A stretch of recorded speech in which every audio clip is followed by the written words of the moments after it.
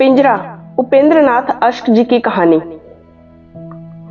शांति ने उबकर कागज के टुकड़े टुकड़े कर दिए और उठकर अनमनी सी कमरे में घूमने लगी। उसका मन स्वस्थ नहीं था।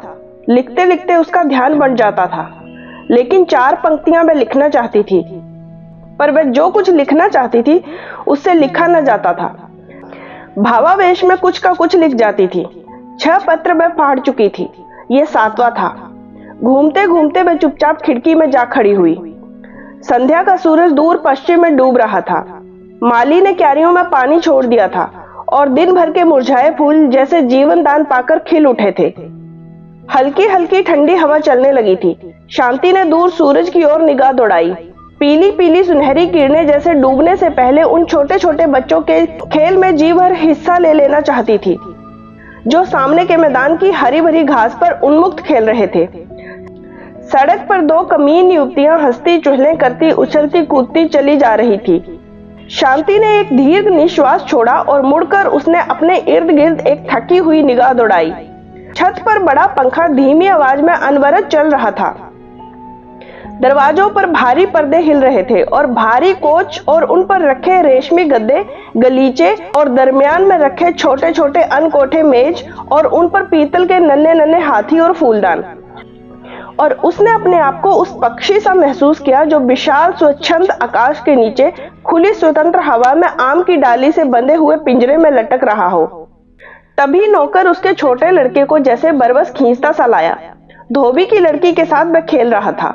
आओ देखा ना ताओ, और शांति ने लड़के को पीट दिया। क्यों तू उन कमीनों के साथ खेलता है? क्यों खेलता है तू, इतने बड़े बाप का बेटा होकर? और उसकी आवाज चीख की हद को पहुंच गई।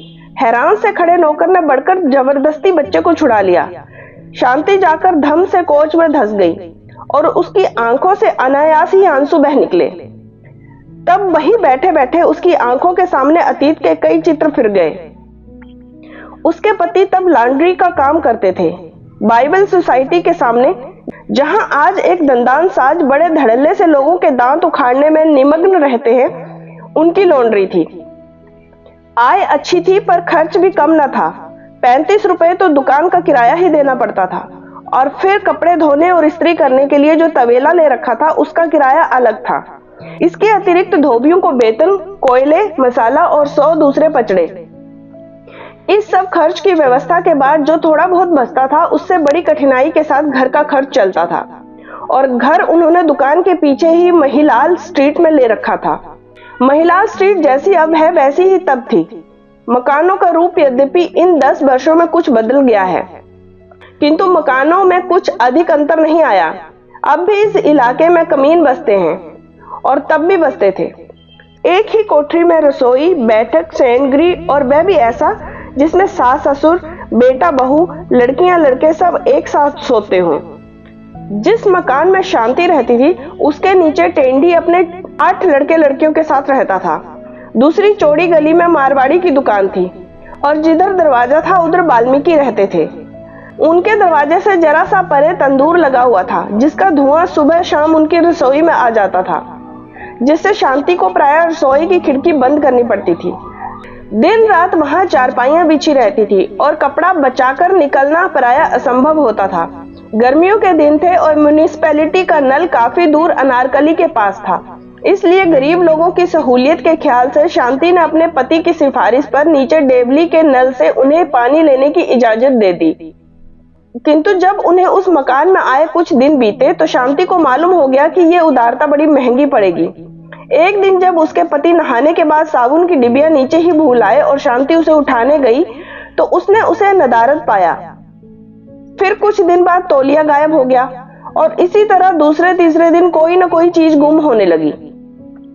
हार कर एक दिन शांति ने अपने पति के पीछे पड़कर नल की टोंटी पर लकड़ी का छोटा सा बक्सा लगवा दिया और चाबी उसकी अपने पास रख ली। दूसरे दिन जब एक ही धोती से शरीर ढांपे व पसीने से सिकुड़ती हुई चूल्हे के आगे बैठी रोटी की व्यवस्था कर रही थी तो उसने अपने सामने एक काली सी लड़की को खड़ा पाया। लड़की उसकी समवयस्क ही थी। रंग उसका बेहद काला था और शरीर पर उसने अत्यंत मैली कुचैली धोती और बंडी पहन रखी थी। वह अपने गहरे काले बालों में सरसों का तेल डालती होगी, क्योंकि उसके मस्तिष्क पर बालों के नीचे पसीने के कारण तेल में मिली हुई मैल की एक रेखा बन रही थी। चौड़ा सा मुंह और चपटी सी नाक। शांति के मन में क्रोध और घृणा का तूफान उमड़ आया। आज तक घर में जमादारनी के अतिरिक्त नीचे रहने वाली किसी कमीन लड़की को ऊपर आने का साहस न हुआ और न स्वयं ही उसने किसी से बातचीत करने की कोशिश की थी। लड़की मुस्कुरा रही थी और उसकी आंखों में विचित्र सी चमक थी। क्या बात है? जैसे आंखों ही आंखों में शांति ने क्रोध से पूछा। तनिक मुस्कुराते हुए लड़की ने प्रार्थना की कि बीबी जी, पानी लेना है। हमारा नल फालतू लोगों के लिए नहीं है। हम फालतू लोग नहीं हैं, फिर कौन हो? मैं बीबी जी, सामने के मंदिर के पुजारी की लड़की। लेकिन शांति ने आगे ना सुना था। उसे लड़की से बातें करते करते घिन आती थी। धोती के छोर से चाबी खोलकर उसने फेंक दी। इस काले कलूटे शरीर में दिल काला ना था और शीघ्र ही शांति को इस बात का पता चल गया। रोज ही पानी लेने के वक्त चाबी के लिए गोमती आती। गली में पूर्वियों का जो मंदिर था वह उसके पुजारी की लड़की थी। अमीरों के मंदिर के पुजारी भी मोटरों में घूमते हैं। ये मंदिर था गरीब पूर्वियों का, जिनमें प्रायः सब चौकीदार, चपड़ासी, साइस अथवा मजदूर थे। पुजारी का कुटुंब भी खुली गली के एक और चारपाइयों के सामने सोता था और जब रात को कोई तांगा उधर गुजरता तो प्रायः किसी न किसी की चारपाई उसके साथ घिसती हुई चली जाती। मंदिर में कुआं तो था, पर जब से इधर नल आया है उस पर डोर और रस्सी कभी नहीं रही। और फिर जब समीप ही किसी की डेवड़ी के नल से पानी मिल जाए तो कुएं पर बाजू तोड़ने की क्या जरूरत है। इसलिए गोमती पानी लेने और कुछ पानी लेने के बहाने बातें करने रोज ही सुबह शाम आ जाती। बटलोही नल के नीचे रखकर, जिसमें सदैव पान के कुछ पत्ते तैरा करते, वह ऊपर चली जाती और फिर बातों बातों में भूल जाती कि वह पानी लेने आई है और उस समय तक न उठती जब तक उसकी बुढ़िया दादी गली में अपनी चारपाई पर बैठी हुई चीख कर गालियां देती हुई उसे न पुकारती। इसका यह मतलब नहीं कि इस बीच में शांति और गोमती में मित्रता हो गई थी।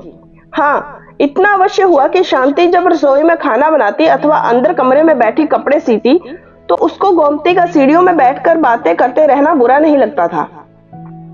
कई तरह की बातें होती, मोहल्ले की बातें, लोगों के घरेलू झगड़ों की बातें और फिर कुछ गोमती की निजी बातें। इस बीच में शांति को मालूम हो गया कि गोमती का विवाह हुए वर्षों बीत चुके हैं, पर उसने अपने पति की सूरत नहीं देखी। बेकार है, इसलिए न वह उसे लेने आता है और न उसके पति उसे उसके साथ भेजते हैं। कई बार छेड़ने की गर्ज से या कई बार मात्र आनंद लेने की गर्ज से ही शांति उससे उसके पति के संबंध में और उसके अपने मनोभावों के संबंध में प्रश्न पूछती। उत्तर देते समय गोमती शर्मा जाती थी, किंतु इतना सब होते हुए भी उसकी जगह वही सीढ़ियों में ही बनी रही। फिर किस प्रकार पुजारी की वह काली कलूटी लड़की वहां से उठकर उसके इतने समीप आ गई कि शांति ने एक बार अनायास आलिंगन में लेकर कह दिया, आज से तुम मेरी बहन हुई गोमती। वह सब आज भी शांति को स्मरण था। सर्दियों की रात थी और अनारकली में सब और धुआं धुआं हो रहा था। ऐसा प्रतीत होता था जैसे लाहौर के समस्त तंदूरों, होटलों, घरों और कारखानों से सारे दिन उठने वाले धुएं ने सांझ होते ही इकट्ठे होकर अनारकली पर आक्रमण कर दिया हो। शांति अपने नन्हे को कंधे से लगाए हाथों में कुछ हल्के फुल्के लिफाफे थामे क्रय विक्रय करके चली आ रही थी। वह कई दिन के अनुरोध के बाद अपने पति को इधर ला सकी थी और उन्होंने जी भर खाया पिया और खरीद किया। अनारकली के मध्य बंगाली रसगुल्लों की जो दुकान है, वहां से रसगुल्ले खाने को शांति का बड़ा मन होता था, पर उसके पति को कभी इतनी फुर्सत ही न हुई थी कि वहां तक सिर्फ रसगुल्ले खाने के लिए जा सके।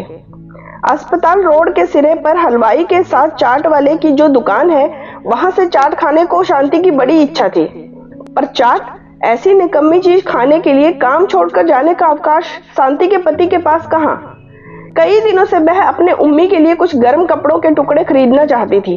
सर्दी बढ़ रही थी और उसके पास एक भी कोट न था, और फिर गर्म कपड़ा न सही, वह चाहती थी कि कुछ ऊन ही मोल ले ली जाए ताकि नन्हे को स्वेटर बुन दिया जाए, पर उसके पति हूं हां करके टाल जाते थे।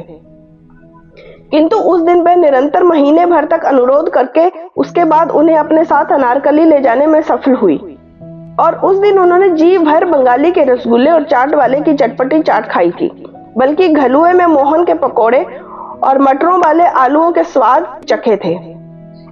फिर उम्मी के साथ कपड़ा भी खरीदा और ऊन भी मोल ले ली और 2 आने दर्जन ब्लेडों वाली गुड बो की डिबिया तथा 1 कोलगेट साबुन की 2 आने वाली टिकिया उसके पति ने भी खरीदी थी। कई दिनों से वे उन्हीं पुराने ब्लेडों को शीशे के गिलास में तेज करके नहाने वाले साबुन से ही हजामत बनाते आ रहे थे और उस दिन शांति ने यह सब खरीदने के लिए उन्हें विवश कर दिया था और दोनों जने ये सब खरीद कर खर्च करने के आनंद की अनुभूति से पुलकित चले आ रहे थे। दिसंबर का महीना था और सूखा जाड़ा पड़ रहा था। शांति ने अपने सस्ते पर गर्म शाल को नन्हे के गिर्द और अच्छी तरह लपेटते हुए अचानक कहा, निगोड़ा सूखा जाड़ा पड़ रहा है, सुनती हूँ नगर में बीमारी फैल रही है। पर उसके पति चुपचाप धुएं के कारण कड़वी हो जाने वाली अपनी आंखों को रुमाल से मलते चले आ रहे थे। शांति ने फिर कहा, हमारी अपनी गली में कई लोग बीमार हो गए हैं। परसों टैंडी का लड़का निमोनिया से मर गया। तभी शाल में लिपटा लिपटा बच्चा हल्के हल्के 2 बार खांसा और शांति ने उसे और भी अच्छी तरह से शॉल में लिपेट दिया। उसकी बातों को सुनी अनसुनी करके उसके पति ने कहा, आज बेहद बद परहेजी की है, पेट में सख्त गड़बड़ी हो रही है। घर जाकर शांति ने जब लड़के को चारपाई पर लिटाया और मस्तक पर हाथ फेरते हुए उसके बालों को पिछली तरफ किया तो वह चौंक कर पीछे हटी। उसने डरी हुई निगाहों से अपने पति की ओर देखा। वे सिर को हाथों में दबाए नाली पर बैठे थे। उम्मी का माथा तो तवे की तरह तप रहा है। उसने बड़ी कठिनाई से गले को अचानक अवरुद्ध करने वाली किसी चीज को बरबस रोक कर कहा, लेकिन उसके पति को क्या हुई? शांति का कंठ अवरुद्ध सा होने लगा था और उसकी आंखें सी भर आई थी, पर अपने पति को क्या करते देख बच्चे का ख्याल छोड़कर वह उनकी ओर भागी।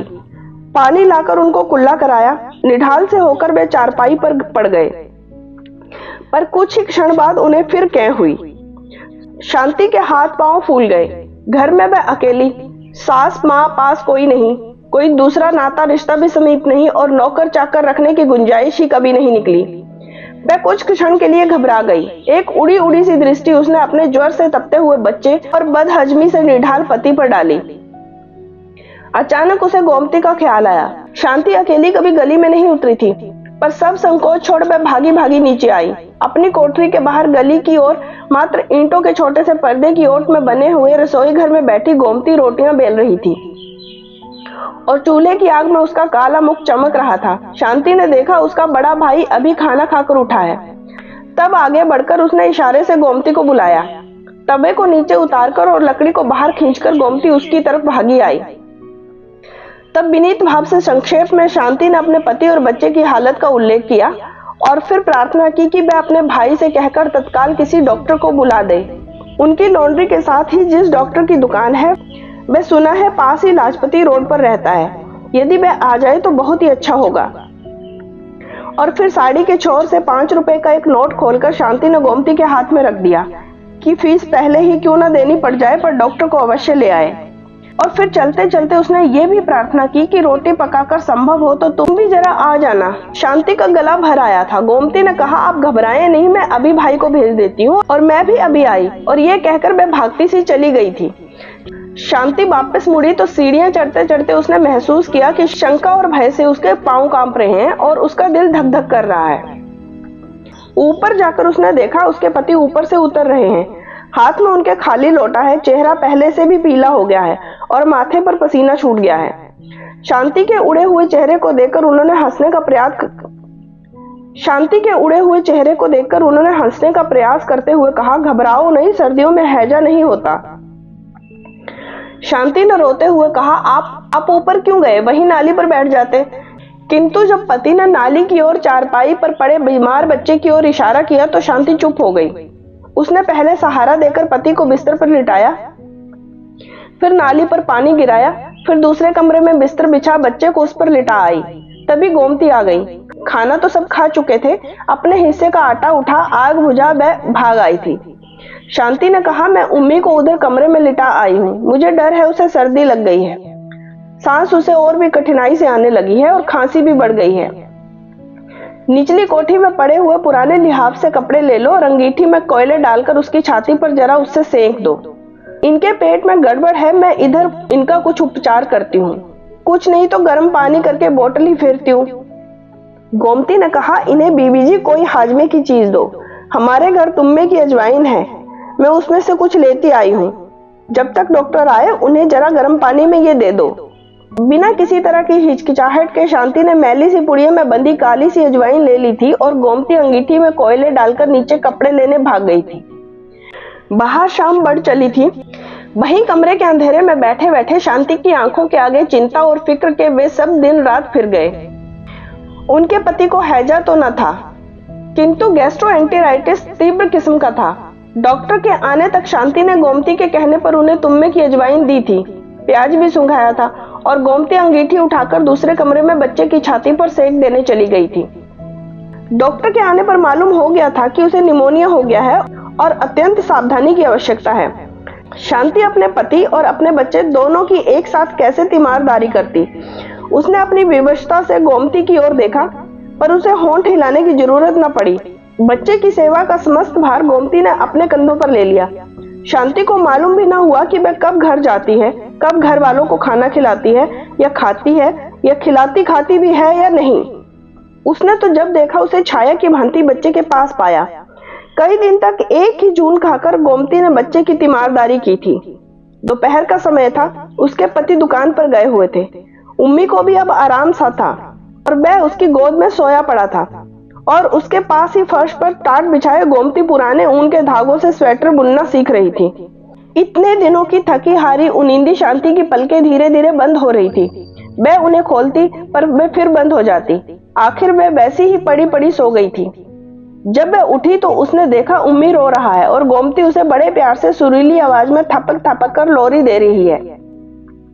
शांति ने फिर आंखें बंद कर ली। उसने सुना गोमती धीमे धीमे स्वर में गा रही है।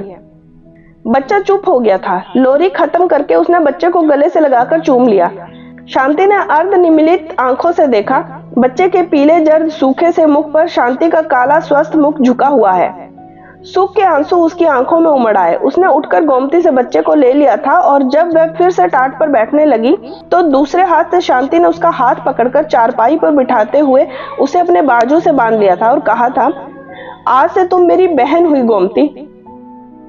आंख बंद किए शांति इन्हीं स्मृतियों में गुम थी। उसकी आंखों से चुपचाप आंसू बह रहे थे कि अचानक उसके पति अंदर दाखिल हुए। किसी जमाने में लॉन्ड्री चलाने वाले और समय पड़ने पर स्वयं अपने हाथ से इस्त्री गर्म करके कपड़ों का प्रेस करने में भी हिचकिचाहट न महसूस करने वाले दीनदयाल और लाहौर की प्रसिद्ध फर्म दीनदयाल एंड सन्स के मालिक प्रख्यात शेयर ब्रोकर लाला दीनदयाल में महान अंतर था। इस 10 वर्ष के अरसे में उनके बाल यद्यपि पक गए थे, किंतु शरीर कहीं अधिक स्थूल हो गया था। ढीले ढाले और प्रायः लॉन्ड्री के मालिक होते हुए भी मैले कपड़े पहनने की जगह अब उन्होंने अत्यंत बढ़िया किस्म का रेशमी सूट पहन रखा था और पांव में श्वेत रेशमी जुराबे और काले सैंडल पहने हुए थे। शांति ने झट रुमाल से आंखें पोंछ ली। बिजली का बटन दबाते हुए उन्होंने कहा, यहाँ अंधेरे में क्या पड़ी हो, उठो, बाहर बाग में घूमो फिरो। और फिर बोले, इंद्राणी का फोन आया था कि बहन यदि चाहे तो आज सिनेमा देख जाए। बहन दिल ही दिल में विषाद से शांति मुस्कुराई और उसके सामने एक और काली कलूटी लड़की का चित्र खिंच गया जिसे कभी उसने बहन कहा था, किंतु प्रकट उसने इशारे से इतना कहा, मेरी तबीयत ठीक नहीं है। मुंह फुलाए हुए लाला दीनदयाल बाहर चले गए। तब आंखों को फिर एक बार पोंछकर तनिक स्वस्थ होकर शांति मेज के पास आई और कुर्सी पर बैठ पैर अपनी ओर खिसका कलम उठाकर उसने लिखा, बहन गोमती, तुम्हारी बहन अब बड़ी बन गई है, बड़े आदमी की बीवी है। बड़े आदमियों की बीवियां अब उसकी बहनें हैं। पिंजरे में बंद पक्षी को कब इजाजत होती है कि स्वतंत्र स्वच्छंद विहार करने वाले अपने हमजोलियों से मिले। मैंने तुम्हें कल फिर आने के लिए कहा था, पर अब तुम कल न आना। अपनी इस बंदिनी बहन को भूलने की कोशिश करना, शांति। इस बार उसने एक पंक्ति भी नहीं काटी और न कागज ही फाड़ा। हाँ, एक बार लिखते लिखते फिर आंखें भर आने से जो एक दो आंसुओं की बूंदें पत्र पर अनायास ही गिर पड़ी थी, उन्हें उसने ब्लॉटिंग पेपर से सुखा दिया था। फिर पत्र को लिफाफे में बंद करके उसने नौकर को आवाज दी और उसके हाथ में लिफाफा देकर कहा कि महिलाल स्ट्रीट में पूर्वियों के मंदिर के पुजारी की लड़की गोमती को दे आए। और फिर समझाते हुए कहा, गोमती कुछ ही दिन हुए हैं अपनी ससुराल से आई है। पत्र लेकर नौकर चला ही था कि शांति ने उसे फिर आवाज दी और पत्र उसके हाथ से लेकर फाड़ डाला। फिर धीरे से उसने कहा, तुम गोमती से कहना कि बीवी अचानक आज मैके जा रही है और 2 महीने तक वापस न लौटेंगी।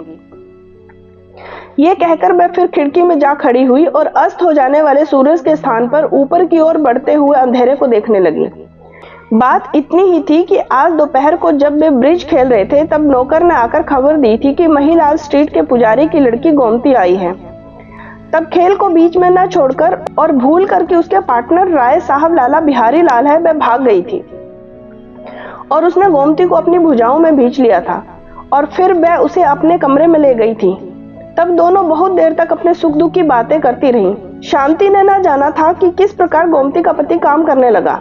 उसे ले गया और उसे 4 बच्चों की मां बना दिया और गोमती ने उम्मी का और दूसरे बच्चों का हाल पूछा था। लाला दीनदयाल इस बीच में कई बार बुलाने आए पर वह नहीं गई थी और जब दूसरे दिन आने का वादा लेकर उसने गोमती को विदा किया तो उसके पति ने कहा था, तुम्हें शर्म नहीं आती? उस उज्जड़ और गवार औरत को लेकर तुम बैठी रही, तुम्हें मेरी इज्जत का जरा भी ख्याल नहीं। उसे बगल में लिए उन सबके सामने से गुजर गई। राय साहब और उसकी पत्नी हंसने लगे और आखिर प्रतीक्षा कर करके चले गए। इसके बाद उन्होंने और भी बहुत कुछ कहा, लेकिन शांति ने तो फैसला कर लिया था कि वे पिंजरे को पिंजरा ही समझेगी और उड़ने का प्रयास नहीं करेगी। तो दोस्तों, उम्मीद करती हूँ आपको ये कहानी अच्छी लगी होगी। अपने दोस्तों और फैमिली के साथ इस कहानी को जरूर से शेयर करिएगा और चैनल को सब्सक्राइब कर लीजिएगा। धन्यवाद।